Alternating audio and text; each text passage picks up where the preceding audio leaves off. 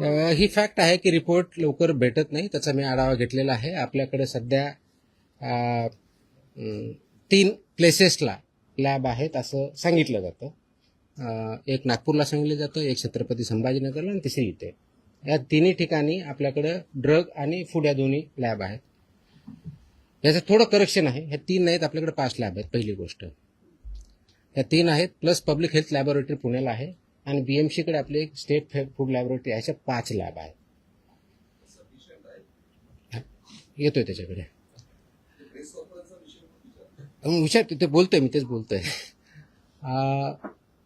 याच्यामध्ये जे सॅम्पल घेतले जातात, जेवढी मॅनपॉवर आहे, जेवढे इक्विपमेंट आहेत, ते आयडियल आहे का? त्याचं उत्तर नाही आहे. ते इम्प्रूव्ह करावं लागेल. ते विल डू. त्याचं प्लॅन आहे, त्याच्यावरती आपण काम करतोय. परंतु आजच्या डेटला जेवढे सॅम्पल घेतले जातात आणि जे आम्ही एका वर्षभरासाठी आम्ही प्लॅन करतो त्यासाठी घेतले जातील, त्याच्या मोस्ट ऑफ द टेस्टसाठी हे सफिशियंट आहे. जर आपण व्यवस्थितपणे त्याचा वापर केला तर हे मात्र मी सांगू शकतो आजच्या डेटला, कारण मी तो आढावा घेतला त्याच्या आधारे बोलतो. काही मॅनपॉवर 1-2 महिन्यापूर्वी जॉईन झालेली तिथं नवीन, त्याच्यामुळे त्याची कपॅसिटी वाढलेली आहे. कपॅसिटीपेक्षा एफिशियन्सीचा प्रश्न जास्त आलेला आहे आणि ती एफिशियन्सी कशी वाढवायची याच्यावरती आमचं काम चालू आहे. मे मधले रिझल्ट तुम्हाला जून मधले रिझल्ट, आता जो महिना आहे याचे सॅम्पल केलेले टेस्ट हे अगोदरच्या महिन्यापेक्षा बऱ्याच पटीने वाढलेले तुम्हाला दिसतील.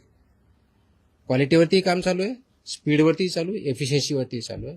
थोडेसे मॅनेजमेंटचे issue we are sorting it out आणि एका वर्षभरामध्ये आणखी चांगलं इक्विपमेंट, ज्याला हाय एंड इक्विपमेंट म्हणतात HEE, ते इन्स्टॉल करण्याची आमची तयारी आहे.